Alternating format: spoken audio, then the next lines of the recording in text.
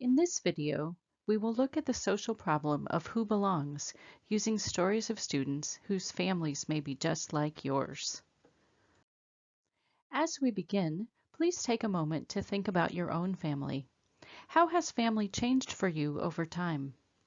Your family may look like some of these families, or it may be very different. Who belongs when it comes to your family?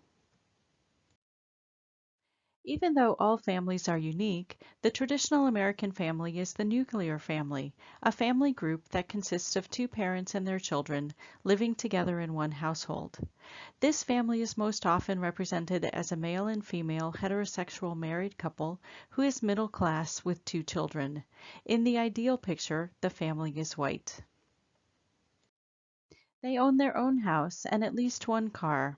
The ideal family may even have a dog and a white picket fence. Many of our laws, policies, and practices assume that families look like this.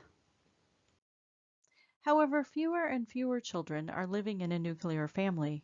When you look at this graph, you notice that in the 1960s, just over 70% of all children lived in families with two parents in their first marriage. By 2014, that number had decreased to about 45%. Also, we see an increase in children living with two parents who are remarried, single parents, living without parents, or living with cohabitating parents. Children are now more likely to live in families that don't fit the nuclear family model. The problem of belonging, though, isn't that family forms are changing, it's that all families don't get what they need to thrive. In addition, some families are mixed status families. Mixed status families include people with different citizenship or immigration statuses. In mixed status families, some family members are undocumented. They can't legally work or travel outside the United States. Some family members have DACA or asylum. Other family members are citizens or permanent residents. Mixed status itself makes it hard for all family members to feel safe and to thrive. Mixed status families experience xenophobia, the fear or dislike of anyone who is seen as foreign or strange. Often, they experience racism, a marriage of racist policies and racist ideas that produces and normalizes racial inequities. Other families have two moms or two dads. Approximately 3.7 million children in the United States have a parent who is LGBTQIA+. LGBTQIA+ families experience homophobia, the irrational fear of or prejudice against individuals who are or who are perceived to be gay, lesbian, bisexual, or other non-heterosexual people. This stress provides unique challenges for LGBTQIA+ families compared with their straight and cisgender counterparts. LGBTQIA+ couples often have to navigate judgment and rejection from their families of origin, the family into which one is born. They also may face prejudice from institutions like employment or religion. Queer families face challenges to belonging. Now let's watch some stories from students who may be just like you. In this first story, we meet Kevin and his family member. She's a DACA recipient who arrived here as a child. She was undocumented, but now she has DACA. This means she's legally allowed to work and that she can't be deported. We were happy. We were obviously we were missing my dad a lot. It was the first time that we were separate. Like my dad was here and we were over there with my mom, so it was hard. It was hard. It was hard and it was sad because kids are mean. They were like how do you go racist. Mm-hmm. And there was this one time when this girl like screamed at me like go back to Mexico, you know, and it was like sad because I didn't choose to come here. They brought me here and it wasn't my choice to come here, and plus I wasn't doing anything bad. Mm-hmm. Or I don't know, but it is hard. It's sad.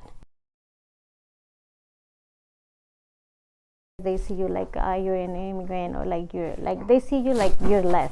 Mm-hmm. And it was hard. Oh, but in general, because you hear like racist comments everywhere you go, but you learn like to, I guess, manage those comments and not put attention to that kind of people. Yeah, you have that in your mind because you're building something, you're doing something here, but you in the back of your mind you always have like, what if like they come for me or they got me or like something, like pretty much you have your life here. Yeah. And you go to Mexico and like you don't have you don't have a life over there. Yeah. Actually, obviously when I was just older and I had my kids and having DACA, it's, you feel more safe. You feel like, okay, like now I have DACA, because you feel now that I have my kids and not having DACA, you have that fear that what about if like immigration got me, and like what about my kids? Yeah. You know, so now you know why your parents feel like, Yeah, in the situation, and having DACA, it was a big change. Is to be more safe, more in different ways. Even for me, like doing my taxes with my DACA, with it was different. Yeah. It was so much better. Like pretty much my life is here. I got here when I was 12. I went to school for a few years, but now like I have my kids, I have my family. My life is here. In the second story, we meet Omar and his family members Kevin and Julian. They met, fell in love, and got married, even though they started out as citizens from two different countries. For them, activism and legal challenges at the state level slowly won the right for same-sex couples to have civil unions and to marry.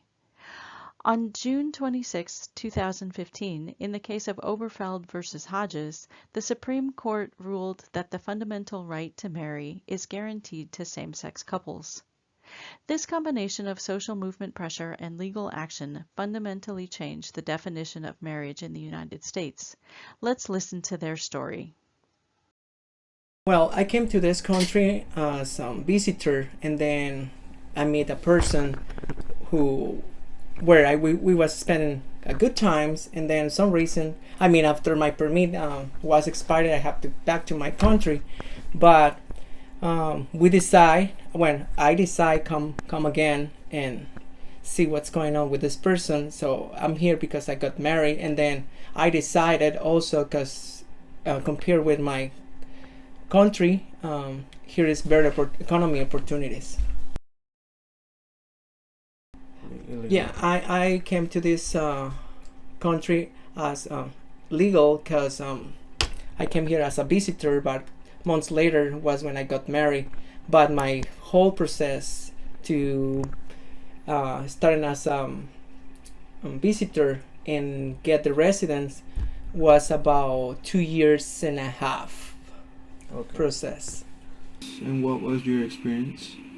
Yeah, I was involved with my husband migrating here legally, and for us, it was, we had to do our footwork. We couldn't like step in the middle and have to go back and start over. Luckily, we found good resources to tell us step by step, and it happened fairly easily and quickly for us.